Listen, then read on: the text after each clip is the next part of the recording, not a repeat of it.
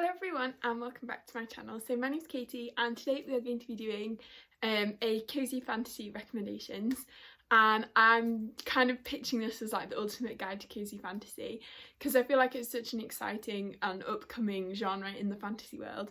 I mean, obviously it's been around for ages, but I feel like recently there've just been some really good ones.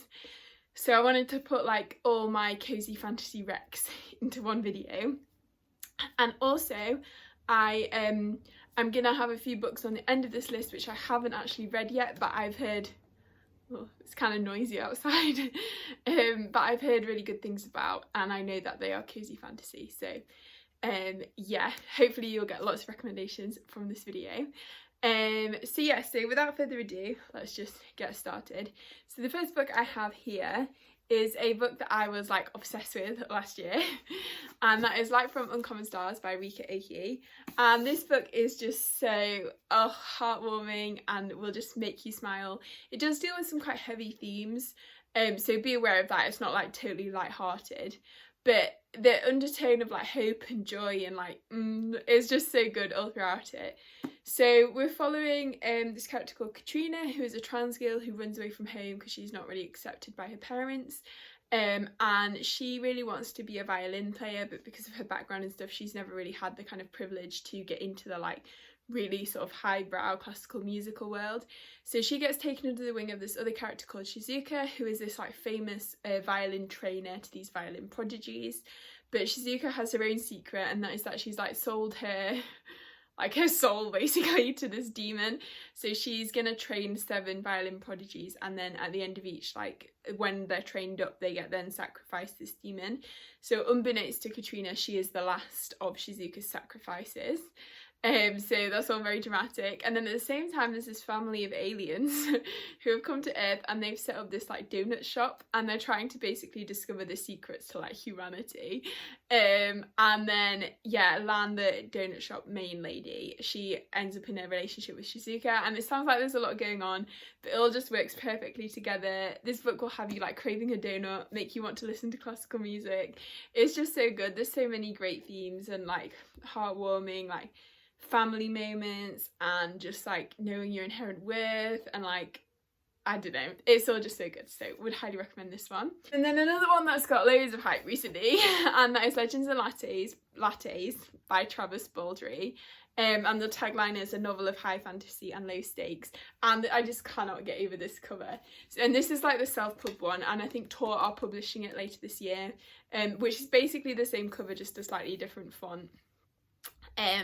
Which I'm really excited this got picked up for like proper publishing, because it's so it's like if you're looking for like an action-packed battlefield fantasy, this is not what you're gonna get.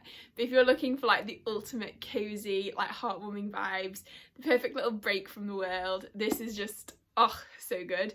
So following Viv, who is an orc, and she has been like a mercenary her whole life, but she decides to retire from her mercenary life, and she wants to set up this coffee shop, but in this town that she goes to, this no one's ever heard of coffee. So yeah, she sets up this coffee shop, and it's basically her and her assembling her little crew of coffee shop workers, and them setting up a coffee shop in the city, and like you're so invested in the success of this coffee shop, and it's just so good, like the atmosphere and everything. It literally feels like going to a really cozy cafe for a couple of hours while you're reading. You will want a cinnamon roll.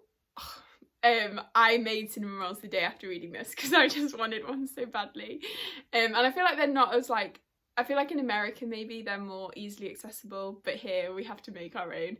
Now I'm sure I could have gone to a cafe and got one, but there is a cafe near where I live actually that you can get like a coffee and then a cinnamon roll for like £3.50, which is pretty good, and it's on my way to work next year. Oh well, not even next year, oh god, in 2 weeks time.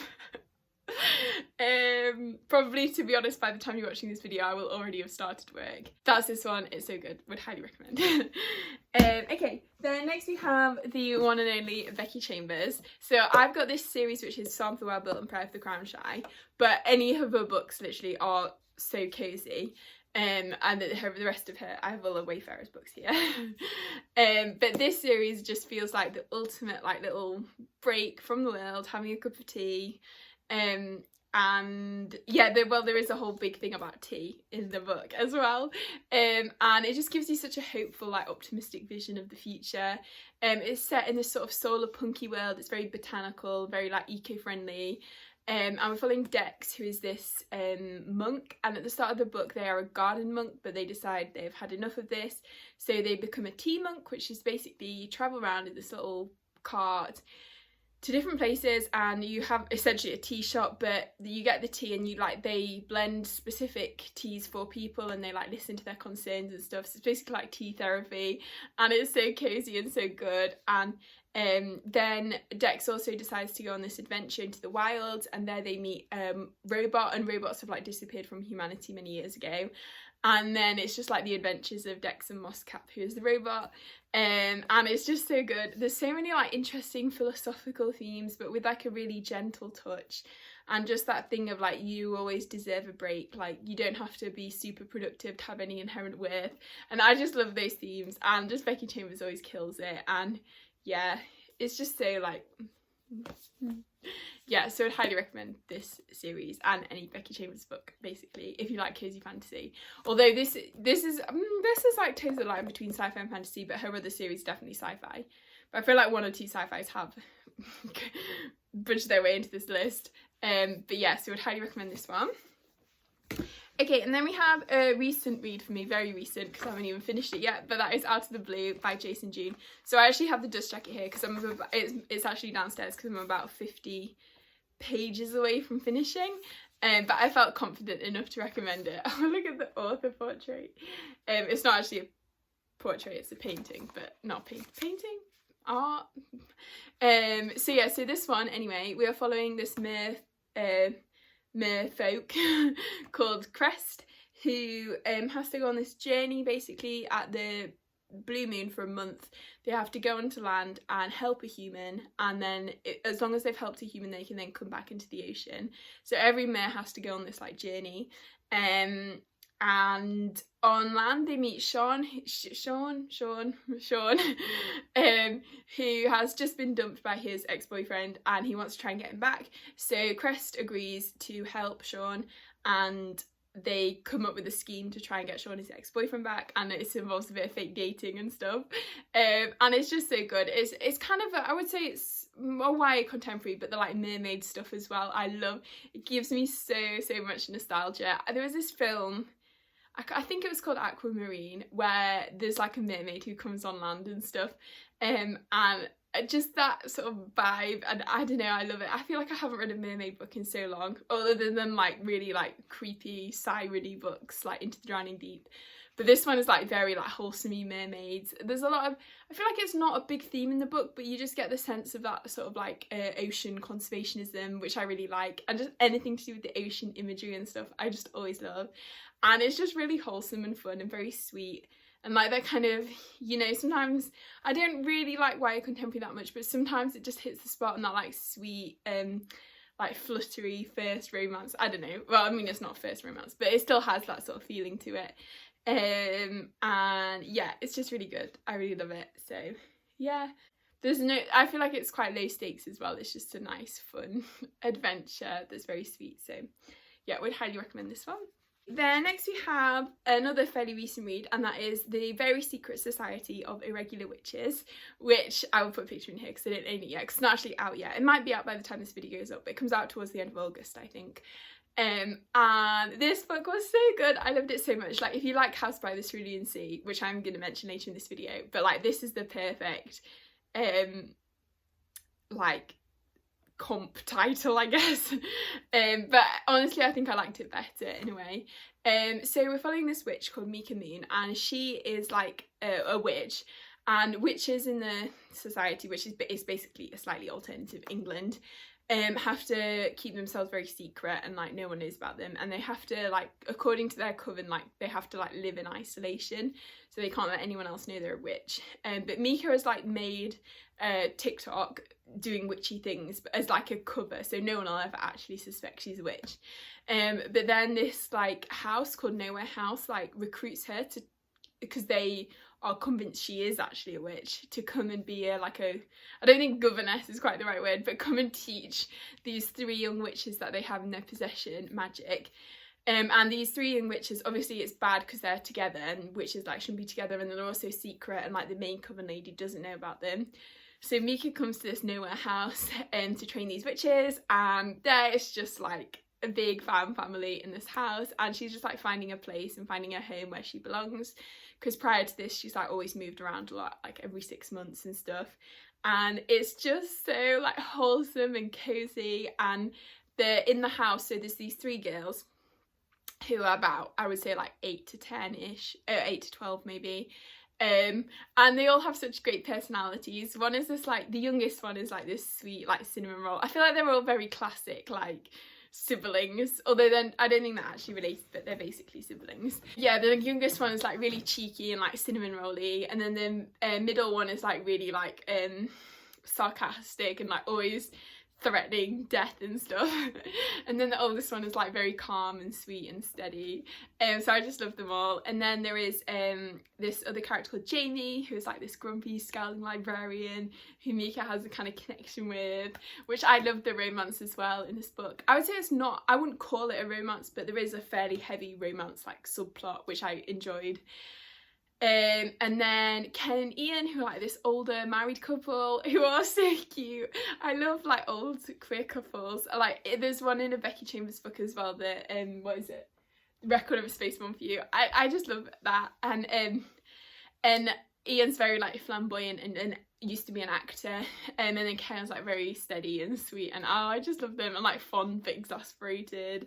And then there's also this housekeeper called Lottie, who's very like mum mode. What's she called, Lottie? She might have had a different name, I can't remember. But yeah, and it's just this really like wholesome family, and I just love it so much.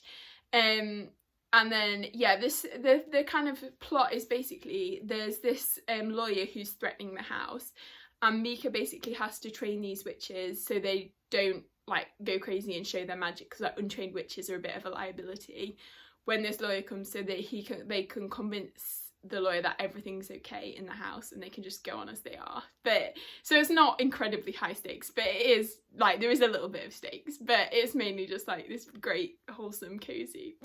I love it so much. So yeah, I would really highly recommend that one. Okay, then after that we have So This Is Ever After by F.T. Lukens. This is another like cozy fantasy. I mean, that's what this whole video is. But this one I would say is like young adult, maybe slightly like new adulty. I mean, there's no like sex scenes or whatever. I feel like that's new adult is basically young adult with smut, but I would say it's like a borderline between YA and adult. I feel like both readers of both would enjoy it. So we're following this character called Eric, who has just like defeated the bad guy, and now he is king, and he has to try and keep the throne. Basically he has the crown actually has this curse that he has to be like married within 3 months or he's gonna die. So the book is about him trying to find someone to marry, essentially. But he's been like in love with his best friend since childhood. However, he has to try and woo one of his friends because he thinks his love is unrequited, so he decides to go after someone else. And he cooks up all these schemes to try and like woo his friends based on this like journal of an old queen who was like seduced her like handmaiden. And it's so good. All these like it's very kind of over the top, this book, but I feel like quite a few of these books are a bit cheesy and over the top, but I love that. Oh, I've got a cat hair in my mouth. Yeah. Or maybe it's no, I think it was actually my hair that got stuck to my lip gloss. But yeah, so and it's really cute, just like all these scenarios, and then yeah, it's just very like it will put a massive grin on your face. And I would highly recommend the audiobook as well, because it's narrated by the narrator of the Murderbot series, and it just makes everything so much better. So yeah, I would highly recommend that. And I love like childhood friends to lovers. That's a great trope. Okay, and then we have obviously the very classic House by the Cerulean Sea by TJ Klune, and I would also kind of add to this like Under the Whispering Door by TJ Klune. I feel like they're both similar. Under the Whispering Door is maybe slightly more like kind of discussing like grief and things, but it still feels very cozy. And And yeah, so House by the Cerulean Sea, this character called Lionel, I think it's been a while since I read it, goes to this like house. He works for like this company, not a company, like a government agency, and he has to go to this house to try and see if it needs to be shut down, basically. I think it's been so long since I read it. And at this house he discovers all these sort of children who have very unique sort of abilities and things. And the like owner of the house, I think it's called Arthur, and it's basically just very like, you know, cozy. He gets to know these children in the house and starts to like become part of the family. And all the children are so cute. I can remember this character called Lucy, who is like this 6-year-old who's like basically the Antichrist, and he's so funny. And I feel like TJ Kling's writing in general is quite like over the top and kind of cheesy and like just but really like heartwarming, I don't know. And then Under the Whispering Door follows this character called Wallace, who's like a complete asshole, and then he dies, but he gets this, it's almost a bit what is it, A Christmas Carol, but it's not Christmas time at all. And he basically ends up going to this house that's like on the sort of on the way to the afterlife, and there he almost gets a second chance to like become a good person. That's basically the book. And again, it's got quite a found family like cozy vibes. So yeah, I would highly recommend both those. Okay, and then we have Miss Percy's Pocket Guide to the Feeding and Care of British Dragons. The title is such a mouthful, by Quenby Oslin, maybe. And this book is so fun. It's like a kind of set in like Victorian England type time, and we're following this character called Miss Percy, and Mildred, and she has basically like been a spinster for most of her life. She's about 40, I think, when the book takes place, and she's like living with her sister and her sister's family, and she's sort of like doesn't really do anything for herself. She just sort of lives to like look after her sister's children. But she gets this unexpected inheritance from like a distant uncle, and it is this like mysterious rock, egg-shaped rock. And then along with the village vicar, they like look after the rock, and then the rock magically starts to hatch, and they end up with this baby dragon called Fitz. I feel like the name Fitz just has a special place in my heart now. And then yeah, so then they're basically like looking after this dragon. And then there's also this character, I can't remember his name, but I kind of loved him even though he's like the villain of the book. He comes because he believes that this dragon is like his inheritance or his right to have this dragon, and he comes and then he tries to seduce Mildred's niece, and there's a load of like just romantic shenanigans. Oh, it's not even that romantic, but like drama shenanigans, and it's just so good. It's a great book. It just feels so like safe and cozy, and it's just really good, so I would highly recommend. And like Mildred's journey as well of like discovering that she can do things for herself and like for her own joy, and just like putting yourself first. I don't know, I just loved it. And like then you're never too old for like romance and stuff. I just love all those themes, so yeah, I would highly recommend that one as well. Okay, and then we have The Goblin Emperor by Catherine Addison. This is another like classic cozy fantasy. It is here, I have it, but I can't be bothered to get it out because it's all wedged in. I'll put a picture as well. The cover is stunning. This was actually a book that I had no idea about. I just saw it in Waterstones and got it. This was many years ago. And I loved it. So following this character called Maya, who is like way down the succession line to the throne, but then all the like people above him die in this like ballooning accident, so he then becomes the like Goblin Emperor. And it's basically about him like navigating the court and also trying to solve the mystery of why this balloon exploded. And yeah, that's basically it. It's not the most like action-packed like political thriller. It's quite like soft and cozy, and Maya is the cutest little cinema roll character ever. Catherine Addison's writing is so like, it's like a warm hug, and yeah, it's just a really great book. And also the sort of spin-off from that is the like Winners for the Dead and The Grief of Stones. Those books I would say are slightly less like cozy. They're almost a bit more like melancholy in tone. I feel like if you're like sad, if you're in the mood for sad but cozy, read the like Winners for the Dead. Yeah, but would highly recommend that series as well. There's another book that reminds me of The Golden Emperor, and I'm trying to think of it and I can't, but oh, A Taste of Iron and Gold, would recommend that one. I don't know if I would strictly put it in this list, but would recommend.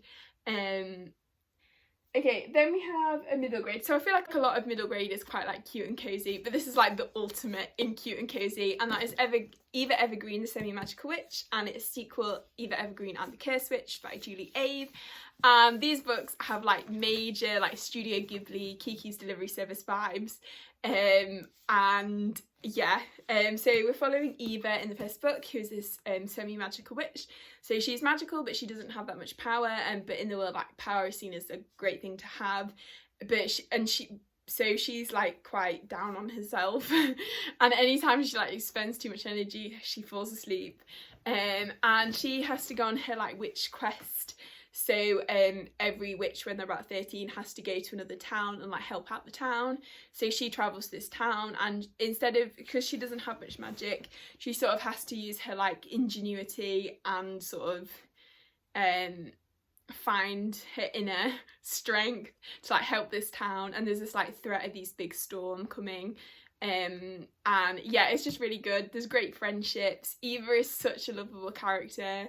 She gets this little flame fox companion who is the cutest bean ever, and yeah, these books just so cozy and feel like watching a Studio Ghibli film, and just I feel like I'm now in the mood to watch a Studio Ghibli film. I don't know if I said it, but major like Kiki's Delivery Service vibes.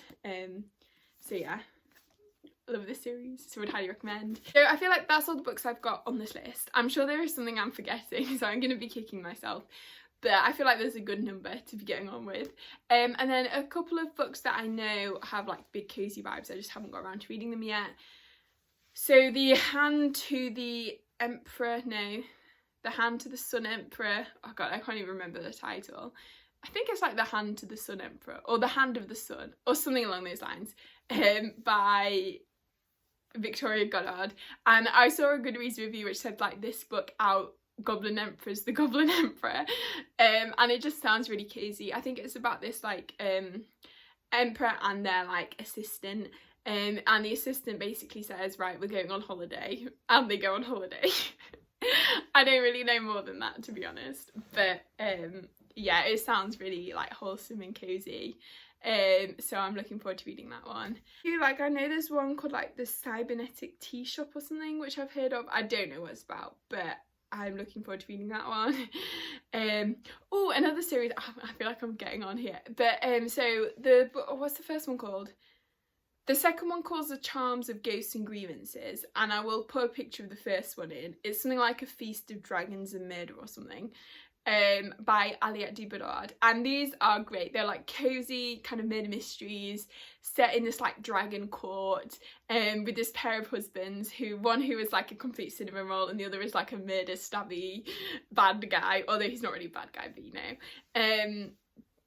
And yeah, would really highly recommend that series. And they're novellas as well, so they're like, if you just need an inject of like coziness. Put quite a few of the books on this list in novellas, but still would highly recommend. So yeah, that is all the books I'm going to recommend in this video. Let me know in the comments if you have any cozy fantasy recommendations. I'd really love to know. And if you enjoyed the video, please give it a like and consider subscribing if you haven't already. And I hope everyone is having a really great day, and I will see you next time.